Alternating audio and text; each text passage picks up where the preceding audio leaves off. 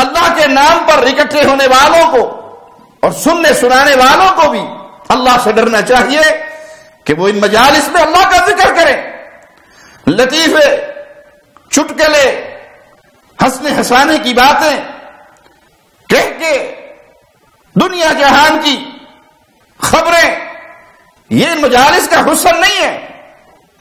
نہ ہی یہ اس منبر کا حسن ہے۔ یہ منبر بڑا مبارک منبر ہے، یہ رسول اللہ صلی اللہ علیہ وسلم کے وارثوں کا منبر ہے۔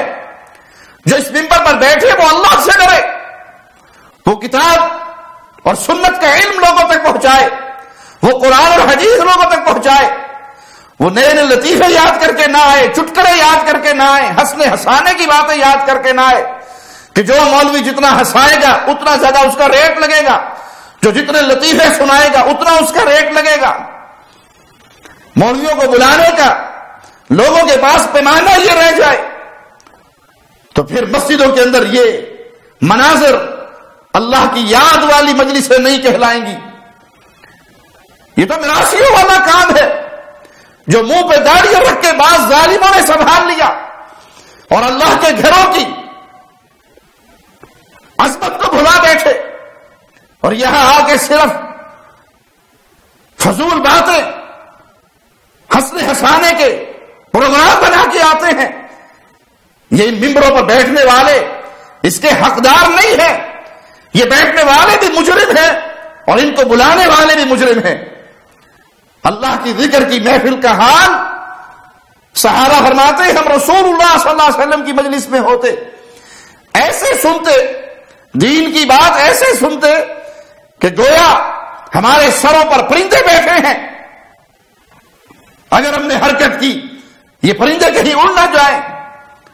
یہ کتاب و سنت سیکھنے والوں کا منہج ہے اور یہ سکھانے کا منہج ہے جو ہمیں رسول اللہ صلی اللہ علیہ وسلم کی احادیث سے ملتا ہے۔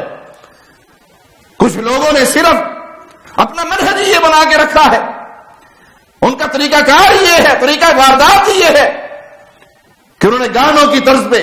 اشعار یاد کیے ہوئے ہیں، چٹکلے یاد کیے ہوئے ہیں، ہنسنے ہنسانے کی باتیں یاد کی ہوئی ہے اور وہ ہر منبر پہ جا کے بیٹھ جاتے ہیں۔ انہیں کوئی تمیز نہیں، وہ اہل الحدیث کے تشخص کو خراب کرنے پر تلے ہوئے ہیں۔ محفل میلاد ہوگی تو سب سے بڑا نام ایسے ہی مجرم کا ہوگا،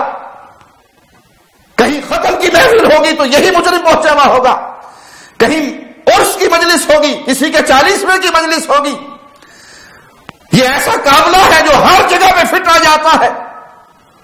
یہ ایسا مجرم ہے جو شیعوں کی مجلسوں کی رونق بھی بنتا ہے، قبر پرستوں کی مجلسوں میں بھی جاتا ہے، کہیں زنخیں ناچ رہے ہو تو یہ وہاں پر بھی بیٹھا ہے، بے حیا عورتوں کے درمیان بھی بیٹھا ہے اور نام اس نے مولویوں والا اپنا لیا ہے۔ تو یہ ٹکڑوں کے پجاری، پیسوں کے پجاری، اہل الحدیث کے تشخص کو برباد کرنے والے مجرم یہ خود بھی مجرم ہے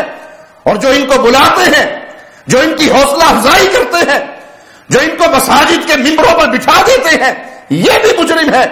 یہ دونوں اپنے کردار پہ غور کریں، قیامت کے دن اللہ کے سامنے کیا جواب دو گے؟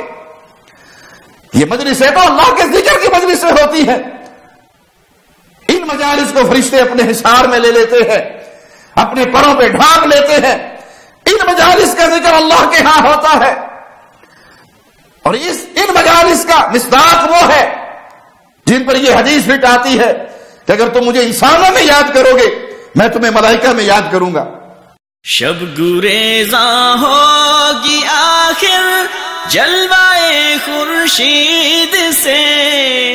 یہ چمن معمور ہوگا نغمائے توحید سے۔